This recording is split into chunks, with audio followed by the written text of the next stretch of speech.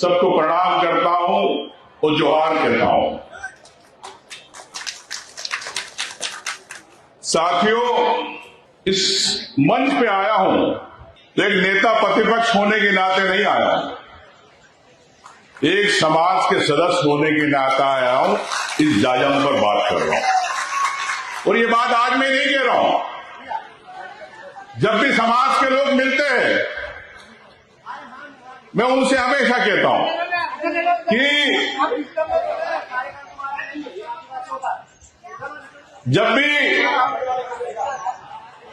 जब समाज की बात होती है, समाज के लोग जब मेरे पास आते हैं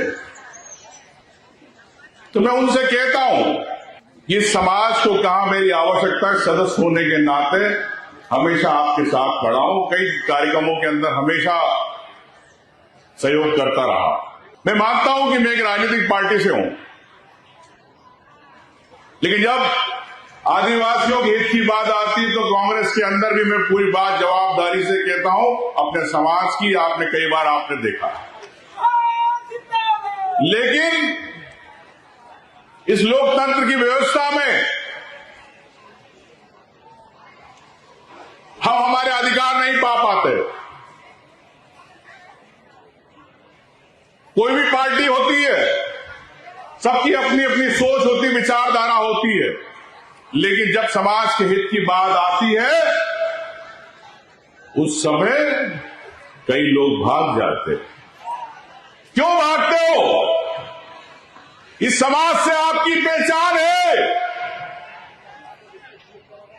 इस समाज से आप क्यों भागते हो? मैं तो कहना चाहता हूं, कोई विधायक बने, कोई सांसद बने,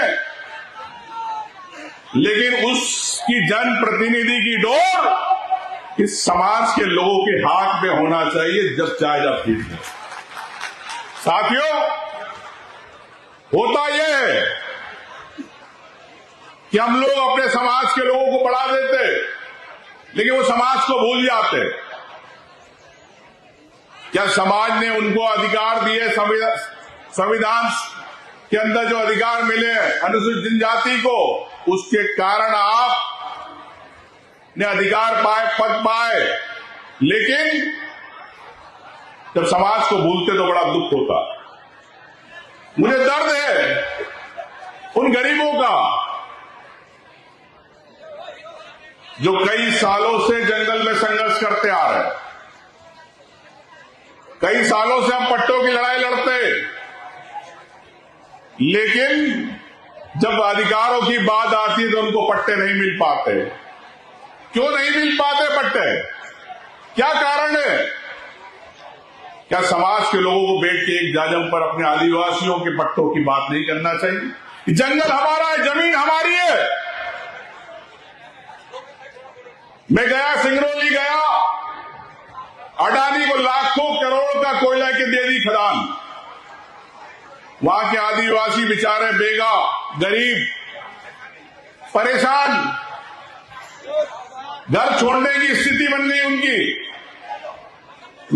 कई मां, बुजुर्ग माएं रो रही है अपने घर को देख के कि हमने इसको कई सालों से बनाया, हाथ से बनाया, गोबर लीप के बनाया, आज हमें इसको छोड़ना पड़ेगा। साथियों, ये मुद्दा है कि हम अगर खदान किसी उद्योगपति को जाती है, कंपनी को जाती है, उसके पहले हम आदिवासियों का हक है उस जमीन पर, जमीन पे। तो क्यों नहीं? जंगल के अंदर कोयला है, मैंगनीज है,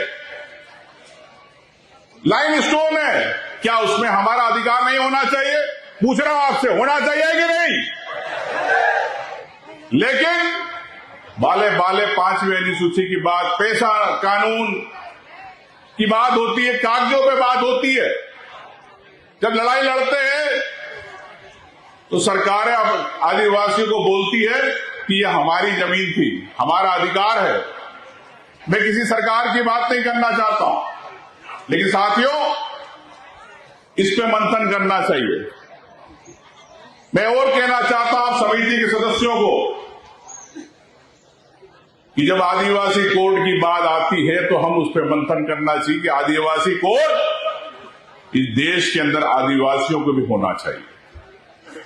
और क्यों होना चाहिए? ये रीति रिवाज, ये संस्कृति, ये समाज, हम भी जंगल की पूजा करते, सूर्य की पूजा करते, गाय बैल की पूजा करते, फसल की पूजा करते, लेकिन आज देश के अंदर को आदिवासी कोड नहीं मिल पाया। क्यों? क्या हमारी पहचान को खत्म करने की साजिश तो नहीं है? कहीं ऐसा तो नहीं कि आदिवासी संस्कृति समाज को खत्म करने की साजिश है?